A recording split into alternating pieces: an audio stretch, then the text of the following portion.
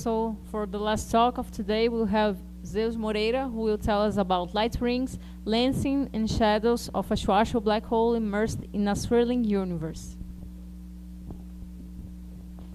Thank you, Carol. Can you hear me? Okay, so this presentation is mainly based on this work that I've done in collaboration with Professor Carlos Herdeiro and Professor Luis Crispino, which was published this year. So I decided to divide the presentation in 3 segments. So in the first part, I will talk about this black hole solution, which is a Schwarzschild black hole that is immersed in a rotating universe. And this solution has several nice properties, and one of them is what we call a odd Z2 symmetry, which is related to the fact that the top hemisphere rotates in one direction while the bottom hemisphere rotates in the opposite direction. And this have a direct impact on the light ring structure of the solution and also on its shadow. So I think we may start with the first part, where I talk a little bit more about this solution. So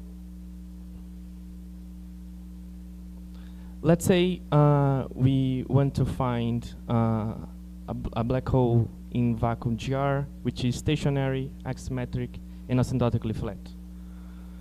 So we know that under these assumptions, we end up with some solution that belongs to the Kerr family.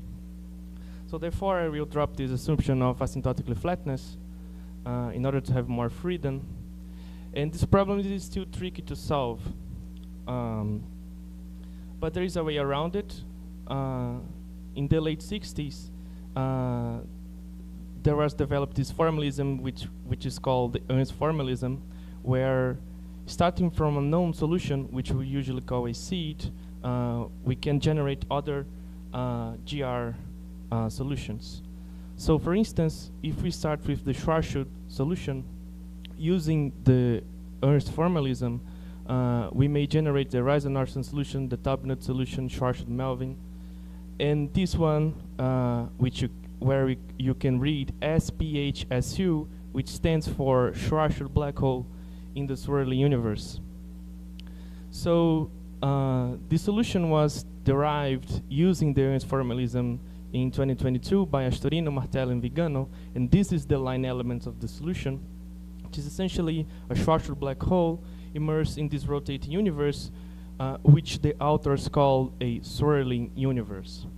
And here is a list of some of its properties. So it's a vacuum solution, non-static because the background universe is rotating. You can find a horizon at r equals to m and a singularity at r equals 0. It's not asymptotically flat anymore because the background rotating universe is not. And it's also not Z2 symmetric. So the top hemisphere is not isometric to the bottom. But there is a symmetry that I will show to you, which is the odd symmetry. So let's first recall what Z2 symmetry is. So let's say we have a line element like this of a stationary and axisymmetric space-time. We define the action of the group Z2 as follows. So if we take the theta coordinate and we reflect it with respect to the equatorial plane, we end up with this theta r, which is given by pi minus theta.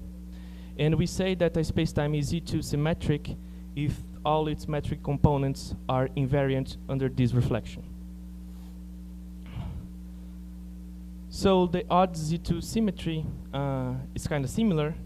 We still require that the metric components are invariant under the same reflection, except for the GT phi component, which must pick up a minus sign.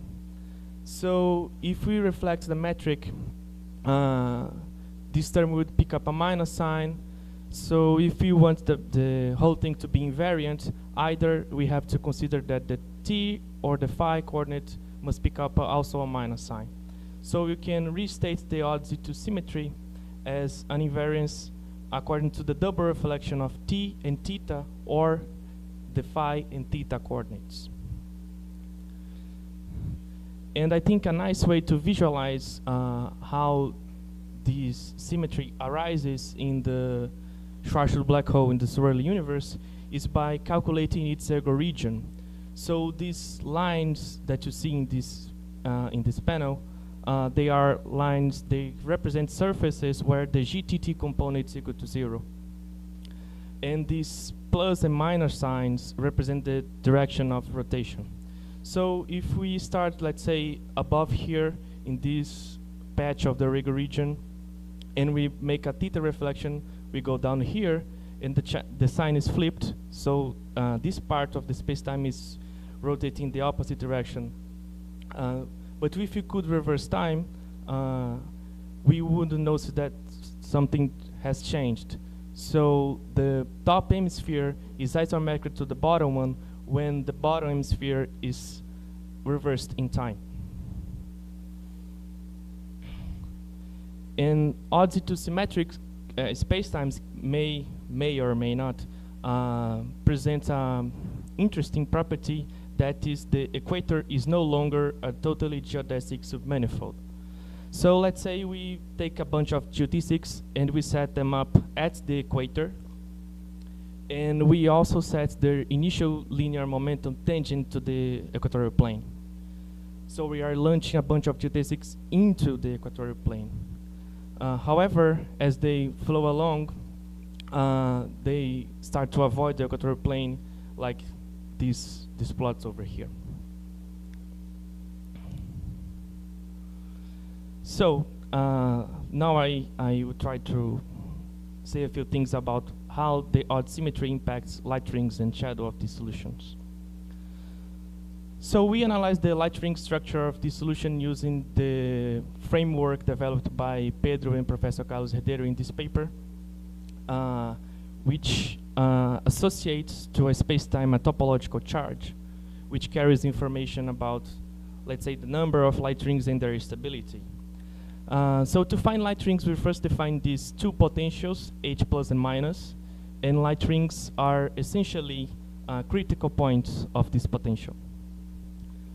You can restate the problem basically calculating a gradient, or more regularly a normalized gradient of these potentials, and the light rings would be the zeros of this vector field. So here is a representation of the vector field associated with H plus and H minus, and these red points are the zeros of the vector field.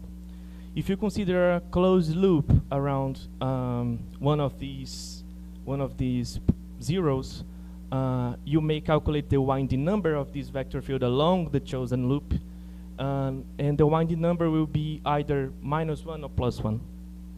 So if the winding number is -1, this means that the light ring is unstable. Otherwise, it would be +1 and the light ring is stable. If you do not enclose any zero of the vector field at all, the winding number will be 0. So we may calculate the total topological charge choosing a closed path that encompasses all the exterior region of the black hole. And we computed that in this paper, and the result is the total topological charge is equal to -1, which means that the Schwarzschild black hole in the swirling universe accommodates at least 2 unstable light rings, 1 for each potential. And we also calculated the shadow of the black hole. So we make the usual setup to consider a celestial sphere, which is divided in 4 quadrants with 4 colors. And we put an observer inside the sphere and also a black hole in front of the observer. And the interesting thing is that the odd-Z2 symmetry is inherited for its shadow. So here I'm just considering the points of the shadow edge, and let's say that we pick up this point P1.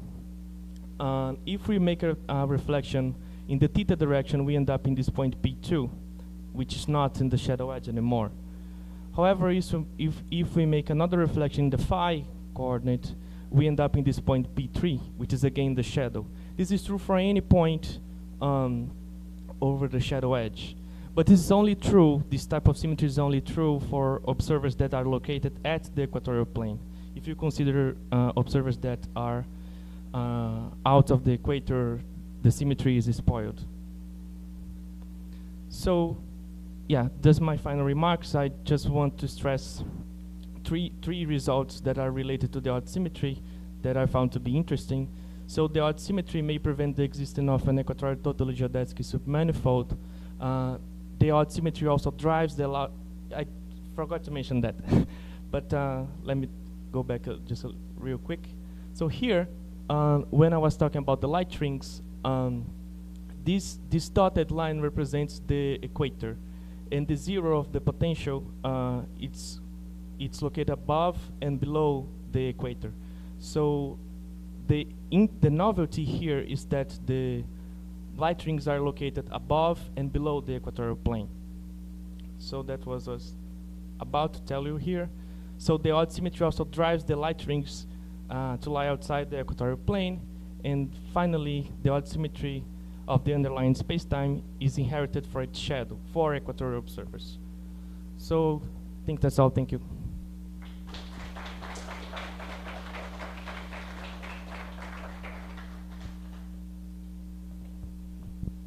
Thank you, Zeus. Questions?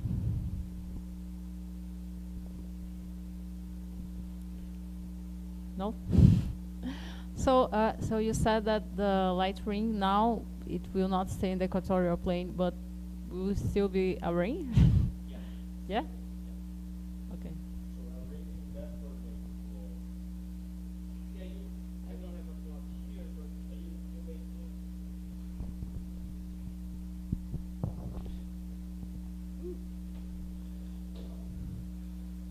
So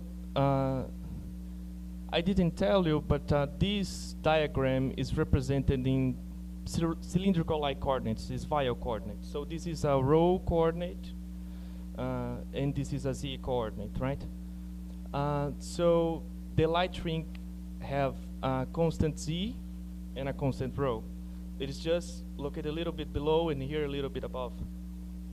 So in Schwarzschild you only have one light ring, and as you turn on the solution have two parameters, right? Let me go back here. So you have the mass and this parameter J, which is kind of related with the background rotation. So when you turn on this new parameter, the Schwarzschild light ring is split into these two light rings. Okay.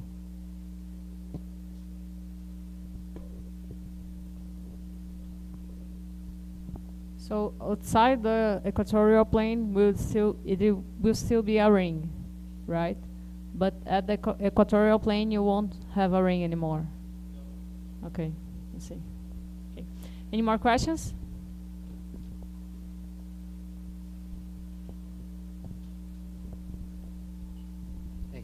Hey Zeus, thanks for your talk. Do you know if this also sort of behavior also happens, for example, for the ISCO and things like that? Or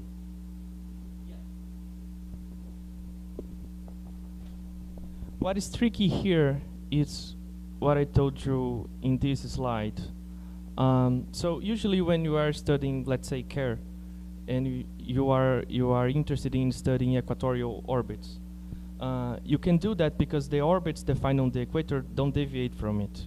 In this case, this happens. So all these geodesics, any geodesic that you put here, defined at theta equals pi over 2 and theta dot equal to 0 will escape from the equator. So the study of geodesic is complicated. I think the only geodesic that doesn't have this behavior is a geodesic that is directly towards the black hole. Yeah.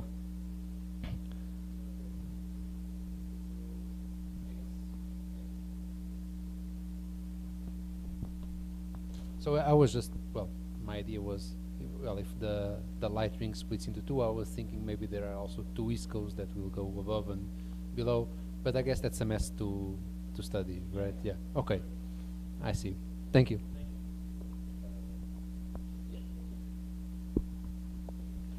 Okay, we have time for maybe one quick question. Regarding this point, I would say for you,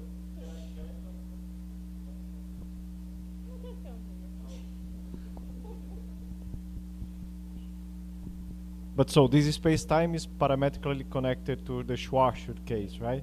So maybe a way to investigate is see how small deviation changes in the C-score analysis, and maybe.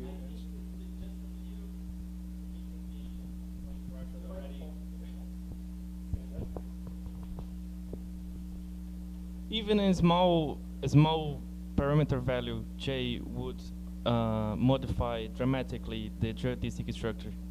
So yeah, this space-time is not integrable, and it is not even weakly integrable. So I think it's tricky.